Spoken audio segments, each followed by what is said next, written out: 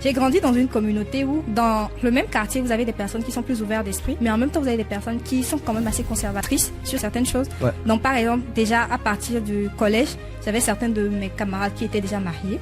J'avais des camarades qui avaient commencé la coiffure, la couture, qui avaient quitté l'école. Enfin, beaucoup de personnes s'attendaient à ce que je suive ce schéma. Par exemple, quand j'ai commencé la vie associative, c'est là que j'ai vu qu'il y avait plus de femmes dans des domaines qui m'intéressaient. J'ai découvert des femmes qui n'avaient pas froid aux yeux quand elles prenaient la parole. Il faut dire que dans notre société, dans notre entourage, il y a des gens qui sont plus habitués à voir des musulmans dans d'autres cases. Et donc, il y a une catégorisation de base. J'avais participé à une académie où on a fait une semaine. J'étais la seule musulmane. Je me rappelle même quand, en pleine conférence, des fois, je m'éclipsais pour aller faire les prières, pour revenir et tout. Bien En sûr. fait, souvent, on te fait ressentir que tu n'es pas à ta place. C'est ce qui fait mal. Aujourd'hui, le mariage se présente pour beaucoup de personnes comme un frein. Et c'est pareil pour les hommes aussi. Parce qu'il y a beaucoup d'hommes qui disent aussi, je veux me construire d'abord, je veux me réaliser d'abord. On entend ça tout le temps. Aujourd'hui, on parle beaucoup de harcèlement au milieu professionnel. Moi, j'ai vécu ça. Ça a été des trucs qui m'ont vraiment cassé. J'ai dit non, moi, j'arrête tout. Je ne fais plus parce que c'est pas des moments qu'on vit bien, forcément. Ouais. Surtout quand on n'a pas l'entourage qu'il Bien sûr. faut. Moi, je pense que la compétence, elle est là. Waouh. Donc, l'infrastructure, pour moi, c'est la base, franchement. C'est la chose sur laquelle j'insisterais beaucoup. Si on avait plus d'écoles avec des salles informatiques et vraies salles informatiques, Des vrais- et on remplace les cours d'histoire, on remplace ça par de la de vrais France cours antique. pratiques, et ce n'est pas optionnel. Aujourd'hui, j'ai le métier.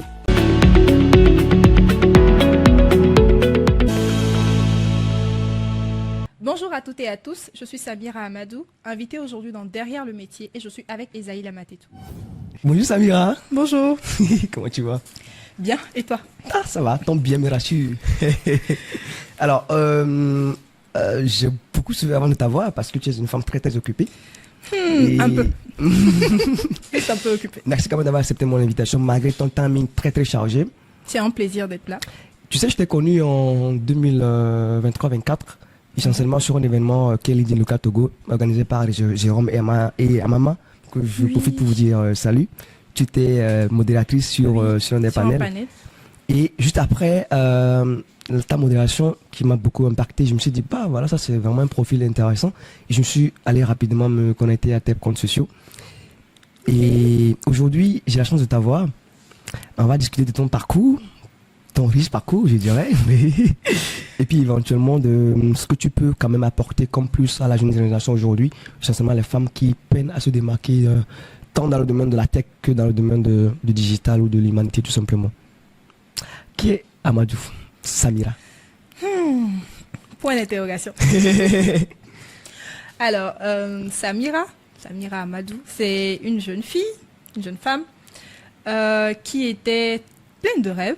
Je suis née dans papa nigérien, Ok. un papa Zarma, et ma maman est bénino-togolaise. Ouais. Donc du Togo, je suis Tchamba. C'est là où je suis née d'ailleurs.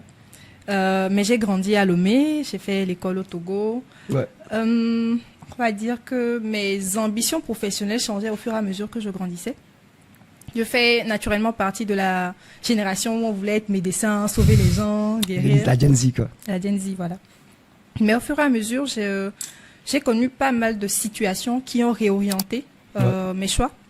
Et après, je me rappelle, au collège, j'aimais beaucoup suivre les documentaires. Ok. Et au cours des documentaires, je voyais des enfants qui souffraient, des gens qui vivaient dans des situations pas très intéressantes. Et là, je me disais, quand j'allais grandir, j'allais avoir beaucoup d'argent, j'allais voir comment j'apporte de l'impact dans ces pays-là. Ouais. Parce que c'était même pas au Togo, hein. Et je trouvais ça vraiment, c'est l'une des choses que je trouvais intéressant comme projection professionnelle Ouais. pour plus tard. Après mon lycée, j'ai fait un lycée public où j'ai rencontré beaucoup de personnes. J'ai eu la chance d'intégrer déjà des clubs, donc de participer à tout ce qui est compétition d'anglais, d'avoir la chance de prendre la parole en public, de pouvoir diriger des équipes. C'était déjà un moment intéressant pour moi. Ouais. Et après après mon bac, j'ai voulu m'orienter dans une filière qui allait être pratique et technique et qui allait s'aligner aussi avec ce que je voulais faire. Ouais. Et j'ai toujours été une personne passionnée de bricolage. J'étais toujours à côté de mon papa quand il devait arranger sa moto, la radio, le ventilo. J'aimais beaucoup l'électronique. Et partant de là, j'ai commencé à me renseigner sur les universités qui apportaient ce genre de formation. Et j'ai vu que il n'y en avait pas beaucoup, surtout la robotique. Donc je me suis orientée en réseau télécommunication parce que ça me permettait de toucher à la téléphonie, à la robotique et tout. Et au même moment, au lycée, dans un club, j'ai rencontré un monsieur qui me parlait d'une association, d'une organisation de jeunes. Et je trouvais ça intéressant, mais en dehors des clubs, je ne connaissais pas vraiment le monde associatif. Ouais. Donc j'ai voulu m'essayer, donc j'ai commencé. Et là, je suis allée, j'ai suivi un masterclass de leadership féminin. J'ai commencé à découvrir le féminisme, l'égalité genre, les violences basées sur le genre et d'autres thématiques également comme l'engagement citoyen. J'ai trouvé ça intéressant, j'ai commencé à m'engager là-bas. Et après, j'ai découvert pas mal d'opportunités aussi. Je me suis inscrite à un programme d'accompagnement de jeunes, je vais dire ça comme ça, de plan international. Et là, quand j'ai participé au programme, on m'a contacté par après pour rejoindre une organisation de jeunes qui collaborait avec Plan International. Wow. Donc c'est là qu'a commencé mon réel activisme, parce que là, j'ai commencé à sortir de chez moi, à connaître les difficultés qu'ont les jeunes de mon pays et à participer à des projets plus impactants. Je me rappelle le premier projet sur lequel j'ai travaillé, c'était un projet d'électrification d'un village. Wow. Et c'était la première fois que je sortais de Lomé. Et là, le jour-là, je devais présenter la cérémonie. Ouais. Je suis arrivée et c'était dans un village de Tchévier, un village de Zior. Je pense Zior 2, je sais plus. Ouais. C'était dans un village de Zior quand même quand je suis arrivée. Je me rappelle même que j'étais même pas fière de la présentation que j'avais faite parce que beaucoup de personnes là-bas parlaient EV. Et c'était un EV que je ne maîtrisais pas. Donc, ça a été l'un des premiers projets sur lesquels j'ai travaillé. On a mis des lampadaires dans des villages qui n'avaient pas du tout d'électricité. Et on avait placé ça à côté d'une école et loin, près de la maison du chef du village. Donc ça, c'était le premier projet qui m'a fait penser au fait que je peux apporter quelque chose et c'est vraiment pertinent. Parce que quand j'ai vu l'engouement de la population autour de ça, je me suis dit, c'est juste des lampadaires, c'est juste de l'électricité. Parce que moi, je me rappelle que même depuis toute petite, je ne pouvais pas vivre sans l'électricité, en fait. Donc, je me suis dit, OK, découvrir plus ce qu'il y avait et apporter de l'impact. Donc, c'est là qu'a commencé la vie de Samira, l'activiste, et Samira, l'électronicienne, la technicienne qu'on connaît aujourd'hui. Très bon parcours, très bon parcours, je dirais. Alors, est-ce que, dans tout ce que tu as dit, est-ce que tu t'étais prédestiné pour toi à la base? Je dirais non. Je dirais non, parce que j'ai grandi aussi dans une communauté qui n'avait pas forcément cette visualisation des filles dans ces domaines-là. Avant même de parler de ces domaines, je vais parler de tout ce qui est même projection professionnelle. J'ai grandi dans une communauté où, dans le même quartier, vous avez des personnes qui sont plus ouvertes d'esprit, mais en même temps, vous avez des personnes qui sont quand même assez conservatrices sur certaines choses. Ouais. Donc, par exemple, déjà, à partir du collège, j'avais certains de mes camarades qui étaient déjà mariés. J'avais des camarades qui avaient commencé la coiffure, la couture, qui avaient quitté l'école. Donc, tout le monde, enfin, beaucoup de personnes s'attendaient à ce que je suive ce schéma. Ouais. Donc non, je n'étais pas prédestinée d'ailleurs à aller à l'université, tout simplement, et encore moins à exceller dans un domaine, exceller en griffe, dans un domaine masculin, enfin un domaine dit masculin. Donc tout ça, c'était, je découvrais au fur et à mesure, j'avoue, parce que j'avais pas forcément de modèle. Juste dans mon environnement proche, j'avais pas de modèle. Donc il fallait au fur et à mesure se projeter, se construire, découvrir des personnes qui pouvaient me permet de m'orienter. Par exemple, quand j'ai commencé la vie associative, c'est là j'ai vu qu'il y avait plus de femmes dans des domaines qui m'intéressaient. J'ai découvert des femmes qui n'avaient pas froid aux yeux quand elles prenaient la parole et je sortais en fait de cet environnement là où les femmes étaient beaucoup plus au service de la famille, je vais dire ça comme ça, et c'était leur métier. Je quittais ça pour aller dans un environnement où il y avait plus de femmes dans des domaines professionnels et pas n'importe quel domaine. Donc non, j'étais pas prédestinée à ça, selon beaucoup de personnes. En tout cas, quand on t'entend parler, on s'est dit qu'en fait que tu maîtrises ce que tu dis et puis tu viens de très loin, d'accord? Aujourd'hui, tu es on va dire une femme musulmane et tu sais, dans notre secteur ou dans notre environnement, quand une femme, surtout musulmane, fait des exploits ou a des bons résultats à l'école par exemple, ou arrive quand même à se distinguer, on n'est pas prêt à accueillir ça. Ça dit que pour nous, on va dire, toi, peut-être que voilà, tu es musulman et puis comment est-ce que tu arrives à gérer tous ces appréhensions, préjugés parfois, et comment est-ce que tu arrives à gérer ça? Parce qu'en t'entendant parler, on sent vraiment que tu as travaillé là-dessus énormément, et aujourd'hui, ton parcours force respect et admiration. Comment est-ce que tu arrives à gérer ça essentiellement? Il faut dire que je travaille toujours là-dessus, je vais dire ça comme ça, parce que déjà, mais c'est pas juste l'environnement le souci. Comme je l'ai dit, il y a des gens dans mon entourage qui s'attendaient à ce que je prenne un autre chemin, Ouais. Mais ça encore, c'était gérable. Mais quand tu arrives dans ce monde-là pour lequel tu t'es battu, et tu n'es pas forcément bien accueilli, je vais dire ça comme ça, parce que les gens, leurs préjugés, les gens, pas mal d'appréhension sur ta personne. Déjà, la compétence, on ne te trouve pas forcément compétente. Ouais. Là, il y a beaucoup de, comment je vais dire ça? Il y a beaucoup de paramètres. Il y a déjà le fait que je sois une femme ou une fille, dans mes débuts. Ouais. Il y a le fait que je sois jeune aussi. Parce que quand tu arrives dans un monde où, vu que j'ai commencé la vie associative à mes 18 ans, je vais dire ça comme ça. Donc, quand tu commences déjà à piloter des projets, tu es déjà présidente d'association, tu fais des discours dans des événements nationaux. Quand on te voit, on a déjà, moi, heureusement, quand on me voit des fois, on pense que je suis un peu plus grande. Oui, Donc, bien c'est quand sûr. je donne mon âge C'est que tout plus le monde grand. est choqué. Ouais, en vrai, tu es plus grande que ton âge. Voilà. On Donc, y quand je reviendra donne- sur ton âge après, Non. sûrement. Donc, des fois, ça me permet, ça me donne une certaine marge. Mais Ouais. quand même, le jeune âge aussi a été un problème, est un problème. Je vais dire un défi plutôt que de dire problème. Mais ça reste un défi où on ne croit pas encore en ta potentialité. On se dit que tu as beaucoup de choses à apprendre, ce qui est totalement normal. Bien sûr. C'est en cheminement, on a beaucoup à apprendre, mais c'est pas pour autant qu'on n'a pas encore à apporter. Ouais.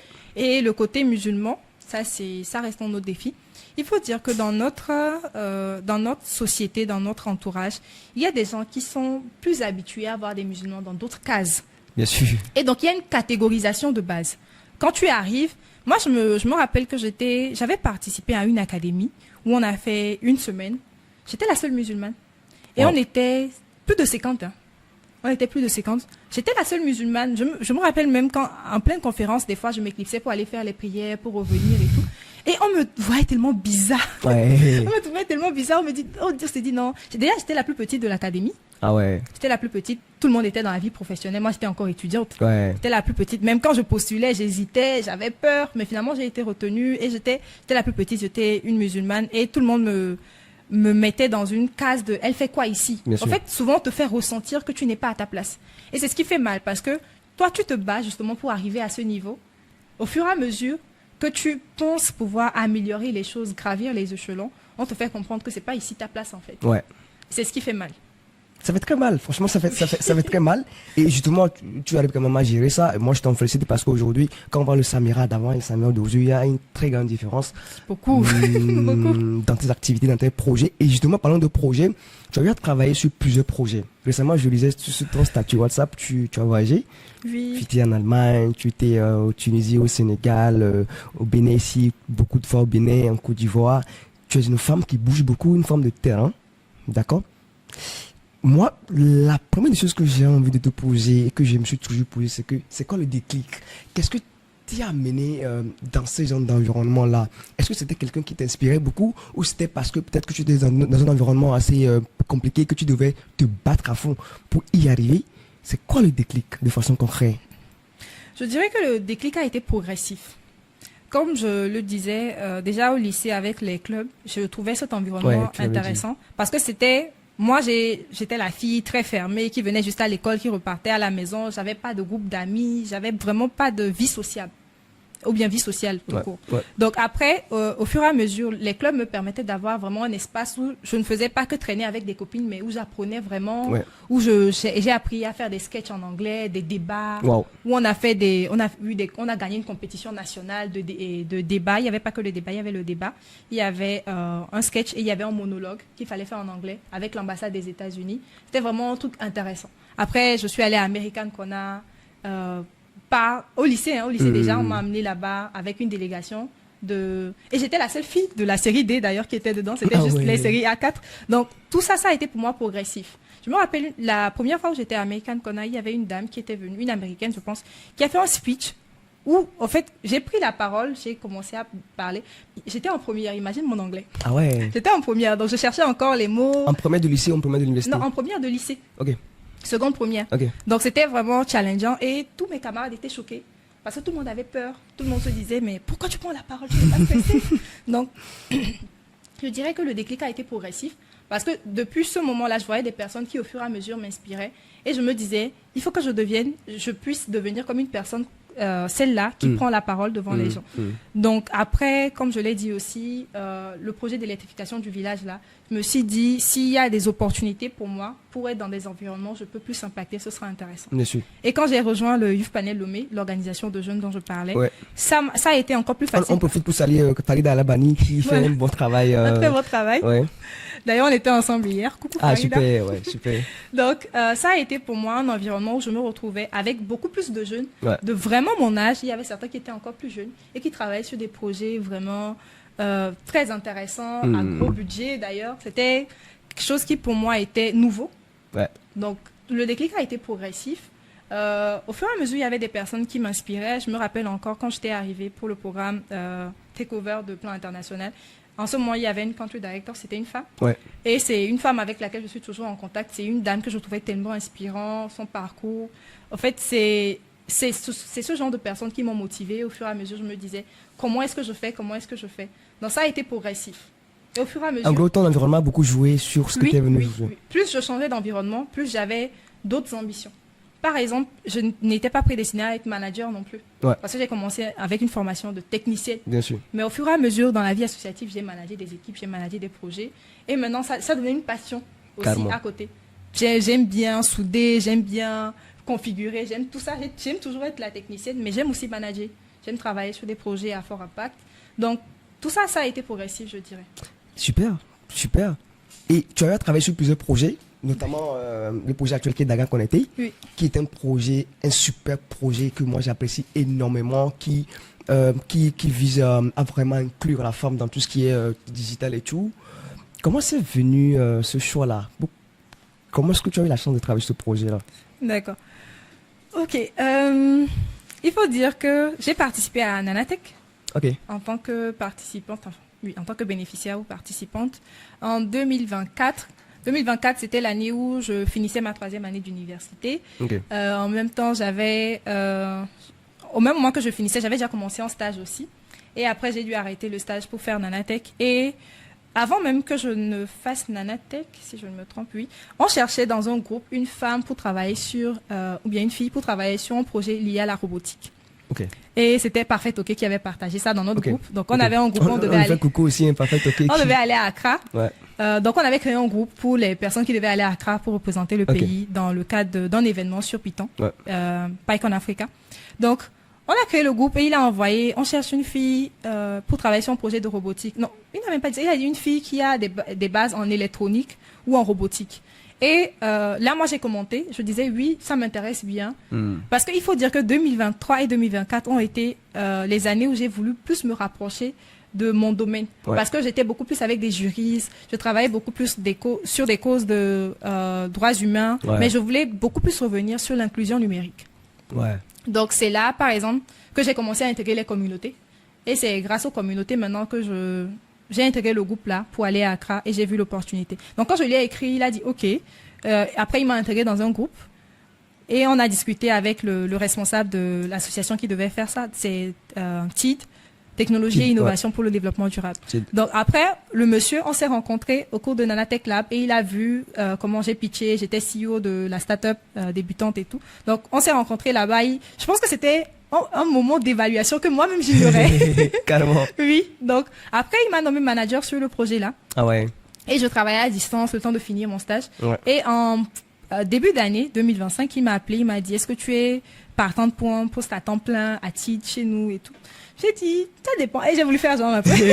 C'est normal. Hein. J'ai voulu faire genre un peu. J'ai dit ça dépend. Est-ce que je peux avoir la fiche de poste, le cahier de charge pour savoir à quoi m'attendre et tout. Non, je ne parlais même pas encore de rémunération, mais en fait, je suis une personne qui aime avoir sa flexibilité. Parce que comme tu l'as dit, je bouge beaucoup et c'est pas toujours dans le cadre du boulot. J'aime vraiment avoir de la flexibilité, donc j'aime savoir, j'aime pouvoir maîtriser mon agenda. Calme. Donc, sur quoi est-ce que je dois travailler, de quoi est-ce que vous avez besoin. Comme ça, moi aussi, je sais comment est-ce que je suis prête à faire ça. Est-ce que. Donc, c'est là, j'ai demandé, on a même fait un meet où j'ai posé des questions. Mon entretien, ça s'est fait en ligne. C'était en plus moi qui posais des questions. Et après, quand j'ai fini, bon, j'ai dit, OK, je dois aller en Allemagne en mars. Donc, à partir de mars, je peux commencer. Parce que je voulais finir, je finissais mon stage en février. Et en février, j'avais quelques petits déplacements aussi, je pense. Et donc, quand j'ai fini avec les procédures de visa et autres, je lui ai dit, dès que je reviens, je commence. Et là, j'ai travaillé sur la FES Lego League, une compétition de robotique nationale. Oui, c'était un big challenge aussi, parce que c'était carrément une compétition de robotique. Et je me retrouvais vraiment dans mon domaine. Mais là, j'étais pas vraiment technicienne, j'étais manager. Donc, des fois, tu viens, ça t'intéresse, mais tu dois gérer, tu as un million de choses à gérer. Donc, Dagan Connecté faisait partie de mes cahiers de charges comme projet sur lequel je devais travailler. À titre? Oui, à titre, parce que à titre, je travaille sur plusieurs projets, dont Dagan Connecté. Ah ouais. Oui, j'ai fait récemment un post faisant le bilan de mes 1 an à titre. Vraiment, c'était beaucoup de projets dont je suis vraiment fière. Et Dagan Connecté, c'est un projet que YAS a initié, mais que TID exécute. Donc, sur l'opérationnel, c'est TID qui fait la pédagogie, qui élabore le nombre de formations dont on a besoin, quelle formation, quel formateur pour quel profil, dans le recrutement des formateurs, des conférencières, des mentors également sur le programme. On fait 2 semaines de formation, 2 mois de mentorat pour chacune des cohortes sur lesquelles on a eu à travailler. Donc c'est comme ça que je me suis retrouvée comme manager sur ce projet. Ça a été un très gros challenge.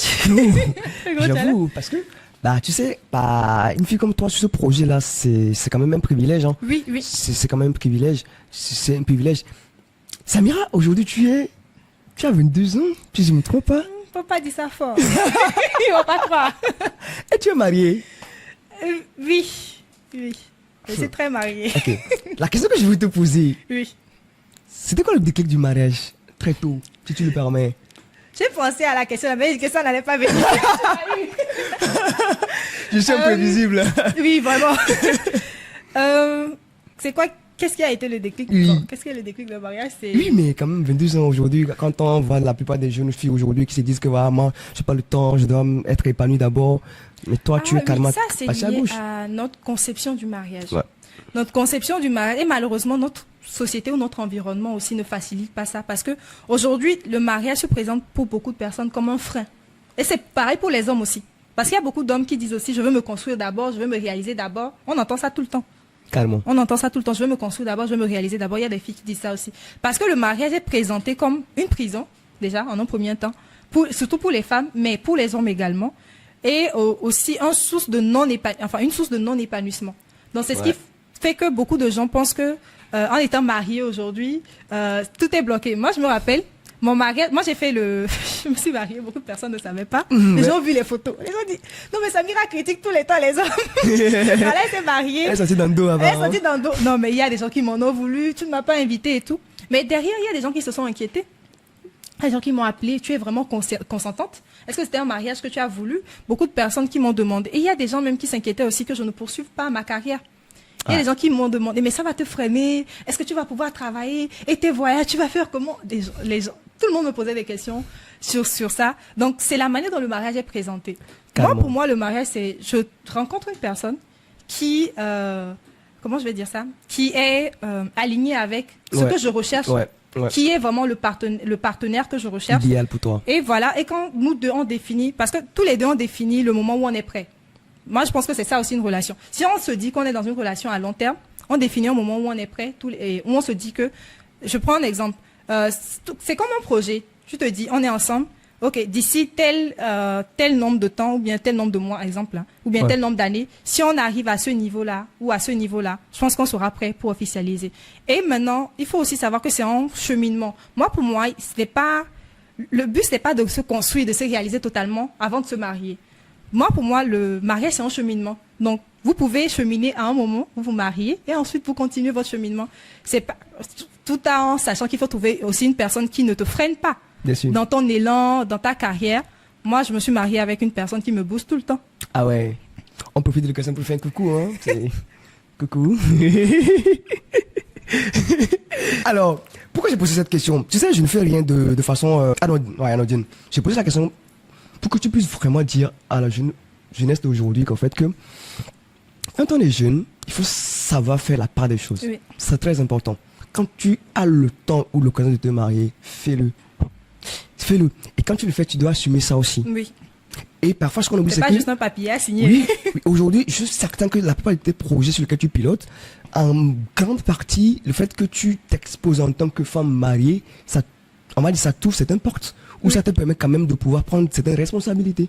Oui, je dirais que c'est aux deux côtés.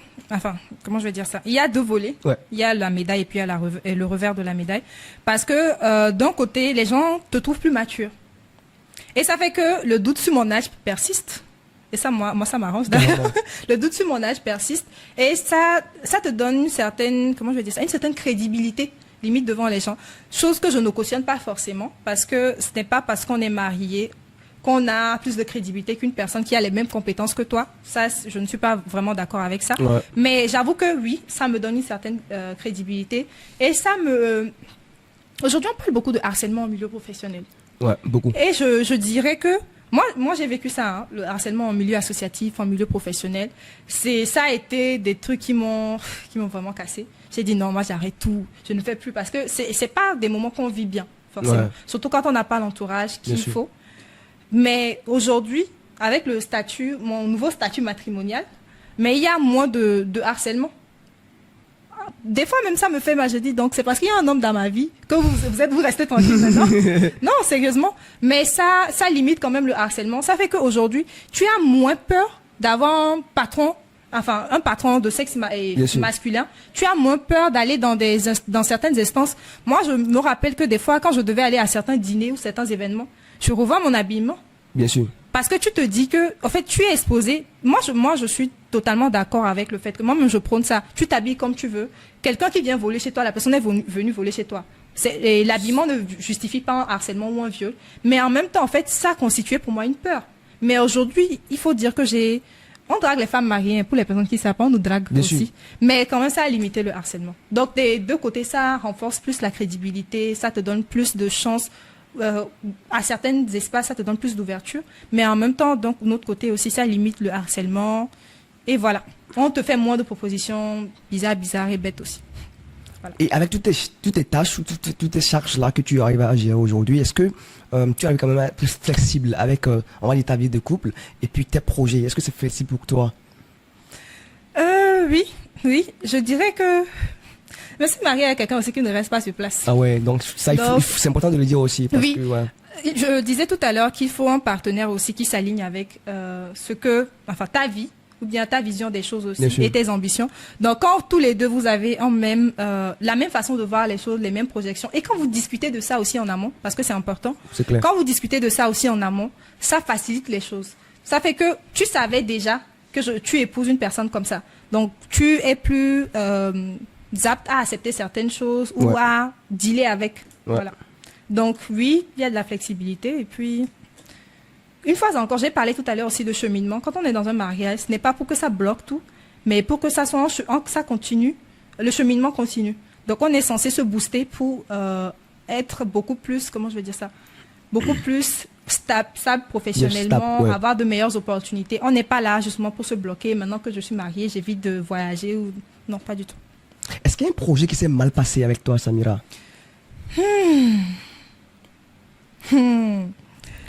En fait, il y a tellement de projets. Je ne sais pas par quoi commencer. Mais il y a pas mal de projets qui s'est mal passé. Je ne vais pas dire ça comme ça, parce que je suis toujours dans ma phase d'apprentissage. Aujourd'hui, je me définis comme une manager de projet. Je ne suis pas encore experte. Je ne suis même pas encore consultante en vrai. Bon, j'essaie quand même de m'améliorer, d'avoir plus de comment je vais dire ça, de projets et plus de projets avec des, comment je vais dire ça, d'impact diversifié et les challenges sont différents. Par exemple, je vais donner plusieurs exemples. J'ai travaillé sur des projets associatifs à grand budget. Quand je parle de grand budget, je parle de 2 millions d'euros. Tu vois le budget, tu es stressé, tu dis oui, est-ce que nous jeunes, on peut gérer ça? Et ça, c'est une association de jeunes. Est-ce qu'on peut gérer ça et tout? Mais après, ça va. Et tu peux travailler sur un projet de 5 millions qui te donne du fil à retordre. Carrément.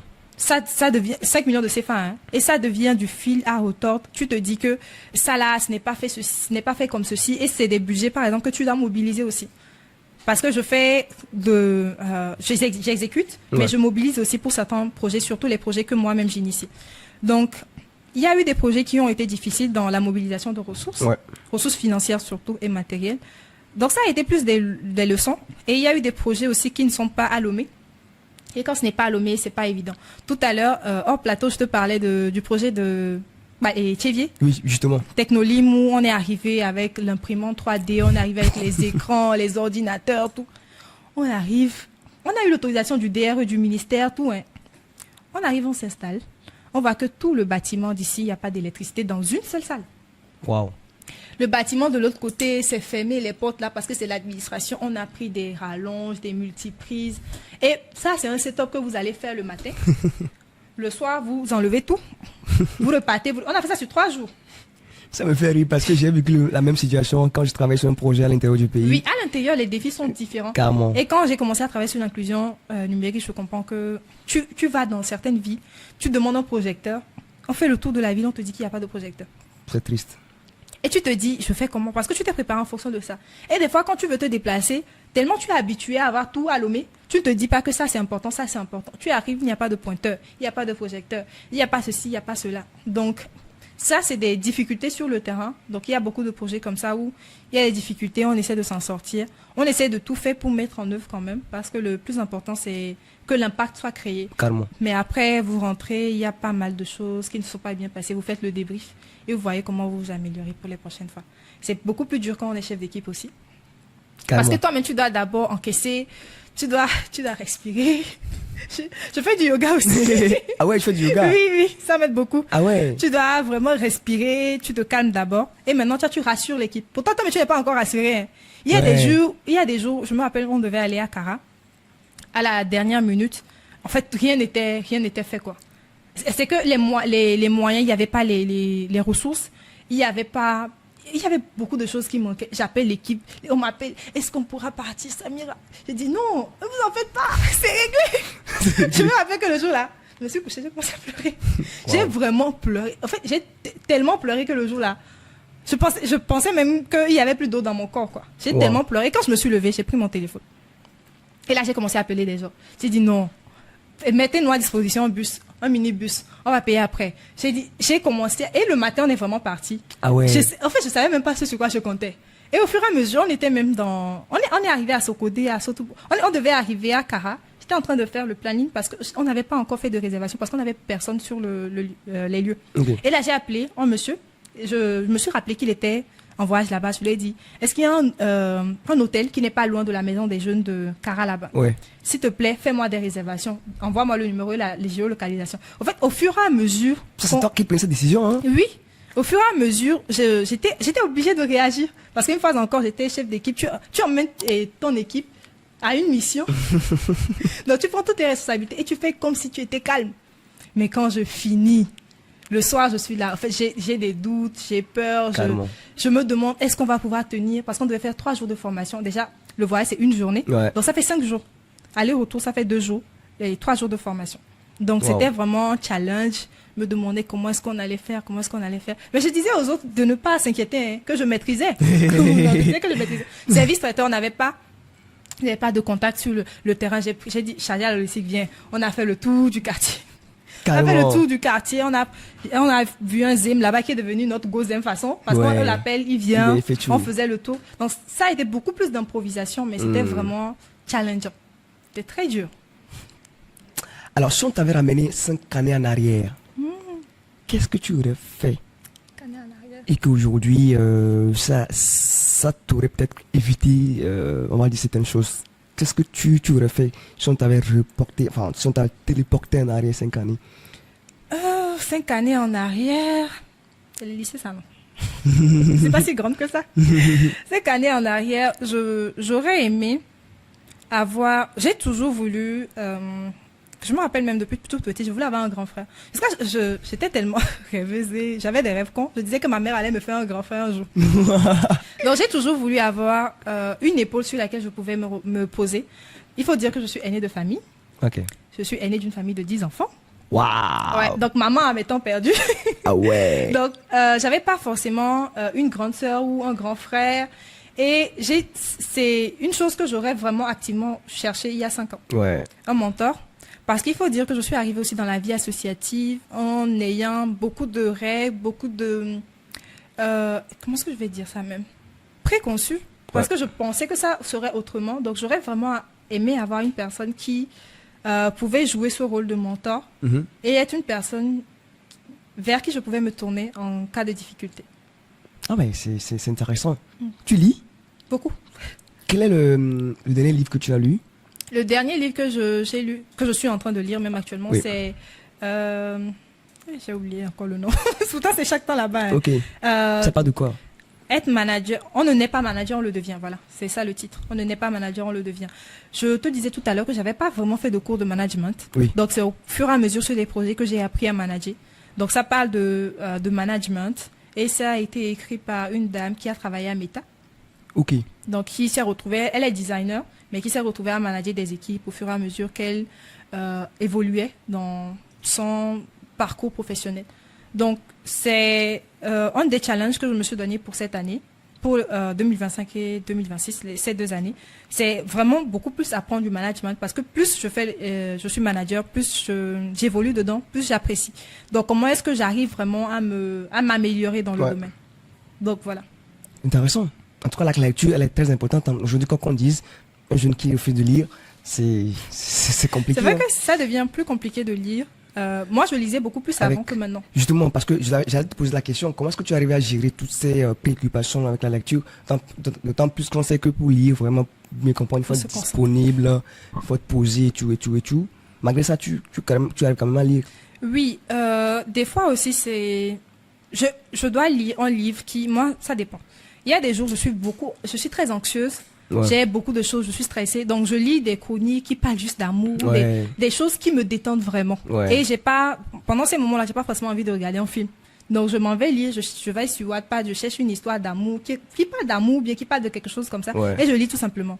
Mais il y a des moments où, par exemple, je lis sur le développement personnel, sur les blessures émotionnelles, tout ça. Et donc, ces moments-là, par exemple, je me dis que ça, c'est important. Et ça fait partie de mon agenda. Dans la semaine, par exemple, je me dis que je vais lire 2-3 pages et moi je ne lis jamais 2-3 pages parce que quand je commence j'oublie tout ce que j'ai à faire. Carrément. Et je suis vraiment emportée par la lecture et donc voilà, j'essaie juste de trouver des créneaux plus flexibles en fonction des semaines qui sont les semaines où je suis totalement à Lomé, je ne bouge pas beaucoup là. Ces semaines-là je préfère lire. Parfois aussi c'est au cours du voyage que je lis. Ouais, c'est important. Samira, si on t'avait donné l'occasion de changer une seule chose dans l'écosystème tech au Togo. On va commencer au Togo, après on va en Afrique. Qu'est-ce que tu aurais changé? Ce que j'aurais changé, c'est les infrastructures. Ouais. C'est les infrastructures. Pour moi, en fait, au Togo, j'ai rencontré des jeunes qui sont tellement inspirants, créatifs. Surtout avec le projet, par exemple, FES Lego League, sur lequel j'ai travaillé, où les jeunes, des lycéens, des collégiens lycéens devaient travailler sur des projets d'innovation. Mais ils sont arrivés avec un aquarium, une équipe est arrivée avec un aquarium, ils ont fait un robot qui peut éliminer les déchets de la mer. Wow. Ils ont fait un robot qui peut faire massage cardiaque à la plage. En fait, j'ai vu des projets, je me suis dit, l'imagination, la créativité, c'était tellement intéressant. J'ai même pas pu assister à tout, parce qu'en tant que manager, il faut faire le tout, vérifier encore et encore que les choses se passent bien. Donc, pour les présentations auxquelles j'ai assisté, j'étais vraiment bluffée. Ils ont travaillé, des collégiens et des lycéens qui ont travaillé sur des PowerPoints. Ah ouais. Qui ont travaillé sur parce que c'est le challenge aussi qu'on s'est donné de leur faire acquérir des compétences numériques et digitales. C'est eux qui programment les robots, par exemple. Wow. Nous, on leur fournit le robot. C'est vrai que le robot, c'est comme un puzzle. Ce qu'on leur fournit, c'est des spikes. Donc, c'est juste il y a le cœur, comme ça, le moteur. Et maintenant, vous mettez... C'est comme un puzzle. Oui. Vous créez votre robot, vous designez ça. Et après, vous défendez pour ce pourquoi vous avez designé ça comme ça. Donc, les pitchs, tout ça. Moi, je pense que la compétence, elle est là. La créativité, elle est là. Mais les infrastructures ne facilitent pas les choses. Je me rappelle que quand on devait inscrire les écoles, on est allé dans une école. Je ne vais pas donner le nom de l'école. Je vais te donner le nom après. C'est mieux. C'est une école de Lomé, une école privée. À Lomé, hein? À Lomé. Oui, l'école nous a dit on a une salle informatique et tout. On est allé là-bas. Qu'ils ont des ordinateurs. Tu connais l'ordinateur 104 réseaux. C'est parce qu'on était au Wi-Fi. Hein. C'est les ordinateurs avant, les câbles RJ45 qu'on met. Non. Je t'assure. Donc tu vois que l'infrastructure pour moi, c'est la base. Parce que tu vois les enfants, il y a un même, lui venait de Tchévier, qui à la fin faisait un témoignage. Après la programmation du robot, il a créé un chatbot sur Telegram. Tu vois. Donc le petit trucs que nous on leur a donné en quelques mois pour s'entraîner pour la compétition. Avant même la compétition, lui il a pu s'exercer et lui il est à Tchévier par exemple. Wow. Donc l'infrastructure pour moi c'est la base, franchement. C'est la chose sur laquelle j'insisterais beaucoup. Si on avait plus d'écoles avec des salles informatiques et vraies salles informatiques, Des vraies salles informatiques. de vraies salles parce que- informatiques bien équipées, et que au collège, déjà au collège tu apprends comment manipuler un ordinateur. Au lycée tu arrives, tu fais vraiment des choses plus pratiques quoi. Et on remplace les cours d'histoire, on remplace ça par de la de vrais France cours antique. pratiques et ce n'est pas optionnel. C'est parce qu'il y a des écoles qui ont les cours d'informatique mais c'est optionnel. C'est pas dans le Ouais, système c'est éducatif. vrai, c'est vrai. Donc pour moi l'infrastructure, parce que même si le système éducatif, aujourd'hui on a vu il y a une mise à jour du système éducatif Bien où sûr. il y a beaucoup, on prône beaucoup plus les STEM et autres, mais On en profite pour quand même. qu'est-ce qu'on met à disposition? Ouais, après, je pense que ça viendra avec le temps, hein, Oui. parce qu'il y a des choses quand même, il y a des réformes qui sont en train d'être nettes, Oui. d'être nées, et Ça commence à venir. ça commence à venir. Peut-être que, qui sait, peut-être nos enfants vont profiter de ça, mais là pour l'heure, il faut qu'on en parle, Oui, parce qu'il y c'est a critique. pas mal de vies, pas mal de profils des petits jeunes qui ont vraiment envie de donner ce qu'ils ont, mais que leur environnement ne donne pas vraiment ce qu'il faut. Moi, même à l'université, j'ai écrit algorithme sur papier. À l'université. C'est pas qu'on n'avait pas d'ordinateur, on avait des ordinateurs. On avait même une salle. On avait une salle informatique qui était à part. On avait un labo de réseau télécom avec Ouais. nos équipements et tout. Donc, moi, je pense que déjà, des fois, même il y a l'infrastructure, mais il y a la formation encore et encore La formation, c'est du important. personnel aussi. Ouais. Nous, par exemple, pour les compétitions de robotique, on forme les enseignants de PCT, physique, chimie, technologie, non. Ouais. Et les enseignants d'informatique. Chaque école participante délègue au moins un professeur Ouais. de PCT ou de mathématiques qui vient à la formation. On les forme sur la programmation et autres. Et c'est eux maintenant qui coachent les clubs créés dans ces écoles-là. Au fur et à mesure, on se dit que bon, ça va créer de l'impact à notre petite échelle, mais quand même, ça aura son impact. Comment Samira se voit en 10 ans? Dans 10 ans. Dans 10 ans, je me vois avoir plus de patience. Parce que Je tu ne n'en sais as pas du- aujourd'hui? Non, non, non, je ne suis pas patiente. Ah oui? J'apprends à être patiente. Il faut dire que j'ai été obligée d'être patiente. Parce que le monde professionnel, le monde associatif, c'est beaucoup de patience. Donc j'ai appris, mais je veux beaucoup plus travailler sur ma sérénité, ma patience. Et bien sûr, sur le volet professionnel, beaucoup d'opportunités, et une croissance professionnelle. Et il y a une chose que je n'aime pas beaucoup chez moi, c'est que je ne travaille pas pour l'argent. Je travaille pour l'impact social. Et c'est un des défauts. Quand tu penses à un défaut? On est dans un monde très capitaliste. Non, mais après, je On est pense dans que... un monde très capitaliste. Je ne vais pas dire au propriétaire de la maison que c'est passé de travailler sur un pacte social, c'est aller sauver les enfants de Socodé, que je ne peux Justement. pas payer le loyer. Justement. Donc, Justement. j'essaie de trouver cet équilibre-là quand même. Ouais. Parce que je ne me vois pas travailler sur des projets capitalistes uniquement. Moi, j'aime les projets où, quand tu rentres, tu es fatigué, mais tu es content, quoi. Tu te C'est dis, clair. oui, Ça, la petite fille là a souri, tel enfant a dit telle chose, telle maman, parce que je travaille aussi avec des cibles diversifiées. Ouais. Donc, j'aime recevoir des messages comme quoi, oui, Tata Samira, on a apprécié la formation, la conférence. J'aime ce genre de choses. J'aime pouvoir apporter quelque chose à la communauté. Donc, oui, avoir plus d'opportunités, continuer dans cet élan d'avoir de l'impact sur la communauté dans laquelle je suis. Comme l'a dit notre Miss, bien c'était une candidate, le monde a beaucoup de problèmes. Et je pense que tout le monde à son échelle peut essayer de contribuer à améliorer quelque chose. Carrément. Carrément. Donc, dans 10 ans, oui, je me vois apporter tout ça. Je me vois être une femme épanouie, pleinement, et qui contribue au développement de sa communauté. Alors, si tu devais donner peut-être 3 conseils à la jeune génération fille, on va commencer par les filles d'abord aujourd'hui. Eu regard à tout ce que tu as eu à remarquer aussi au Togo, qu'est-ce que tu aurais peut-être conseillé à la jeune génération aujourd'hui du côté des filles essentiellement? Ok, du côté des filles, je dirais, il y a beaucoup de choses qui nous bloquent. Il y a beaucoup de choses qui ne nous permettent pas de nous épanouir, de nous projeter, de nous orienter aussi, objectivement. Parce qu'il y a beaucoup de filles, même moi, quand je devais faire mon orientation, non, toi, tu parles bien. Même quand je devais aller au lycée. Comme je l'ai dit, je n'ai pas de grand frère ni de grande sœur. Donc, moi, c'est après mon BEPC même que j'ai su qu'il fallait choisir une série au lycée. Je ne savais même pas. Je savais même pas qu'il y avait des séries au lycée. Ouais. Et le directeur d'établissement me dit, non, toi, tu parles bien, tu es très bonne en dictée, en littérature, il faut faire la A. Le professeur de physique, il me dit, non, pas question, tu vas faire la C. SVT, il dit, non, fais la D. Donc, l'orientation, des fois, ça au moins c'était encore objectif, c'était en fonction de mon profil. Mais quand je devais choisir les réseaux télécoms, même quand j'ai fini même de faire le choix, quand je posais des questions, je discutais avec des profs et tout. Il y a certains qui me disaient, non, mais toi, tu fais quoi ici? Tu aurais dû faire le droit, tu aurais dû faire la communication. Donc, il faut pas écouter tout ça. À la fin de la journée, qu'est-ce que toi-même tu veux faire? Moi, je conseille de faire des tests de personnalité, de faire des exercices soi-même. Qu'est-ce que tu veux te voir faire? Est-ce que, par exemple, si tu choisis un domaine aujourd'hui, dans 20 ans, tu pourras faire la même chose chaque jour et être content quand même? Parce que c'est ça aussi le défi. Ouais. On a beaucoup de personnes aujourd'hui frustrées dans leur environnement professionnel, que ce soit les femmes, que ce soit les hommes. Donc, choisir quelque chose qui te correspond. Et aussi, sur le plan général, en dehors du choix professionnel. Ouais. Moi, le choix professionnel, pour moi, c'est important parce que ça contribue énormément à l'épanouissement de l'être humain. Ouais, carrément. Oui, énormément. Mais en dehors de ça aussi, bien choisir son partenaire de vie ou ne pas choisir du tout. Ou ne pas choisir du tout, c'est un choix, quoi. Ouais. Tu n'es pas obligé d'être avec quelqu'un jusqu'à la fin de tes jours. Donc, ne te mets pas cette pression. Non, lui, il est content. Il est content. Donc, personne n'est obligé, en fait. La société, pour sa pérennisation, c'est bien qu'on se marie, c'est bien qu'on fasse des enfants. Mais est-ce que toi-même tu veux faire un enfant? Est-ce que toi-même tu veux te marier avec quelqu'un?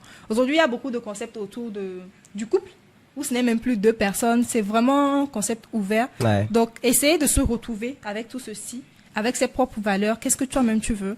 C'est important aussi parce que, il faut le dire, il y a beaucoup de personnes qui se voient détruites à cause de leur choix en amour. Que ce soit des hommes ou des femmes. Hein. Je parle beaucoup plus des filles parce que c'est la cible qui me touche le plus. Oui, c'est vrai. La cible avec laquelle je travaille le plus. Donc, j'ai plus de références par rapport aux filles qui font des mauvais choix en amour. Après, là, des contraintes, elle n'arrive plus à aller au boulot, ou bien elle est tombée enceinte, il y a quelque chose. Faisons mieux nos prévisions, nos projections, faisons mieux nos calculs quand il s'agit d'amour, parce que pour moi, c'est assez délicat quand même. Carrément. C'est vrai que c'est devenu très facile aujourd'hui, mais pour moi, c'est assez délicat le choix du partenaire. Donc, que ce soit pour te marier ou pas, ne perds pas ton temps avec quelqu'un, quoi. Et il faut surtout pas, ça c'est pour les hommes et pour les femmes, il faut surtout pas que un partenaire ou une partenaire te prive d'atteindre ton objectif, ou bien soit une contrainte pour atteindre ton objectif. Il y a un monsieur hier qui partageait une expérience, il disait qu'il a fait 48 pays d'Afrique. Wow. Enfin, il a fait en dehors de l'Afrique, mais en Afrique seulement, il a fait 48 pays sur les 54. Donc, wow. C'est une personne qui a vraiment bougé. C'est une tombe, lui, là. Voilà. Et il disait que dans les 48, là, il a refusé des opportunités pour pouvoir rester avec sa partenaire parce qu'elle boudait. Waouh. Oui. Et il a fait tout ça, hein, mais elle l'a quitté. Ah oui. Double gourmet. Ah non. Double gourmet. Non, je vais te donner son nom après, tu le connais.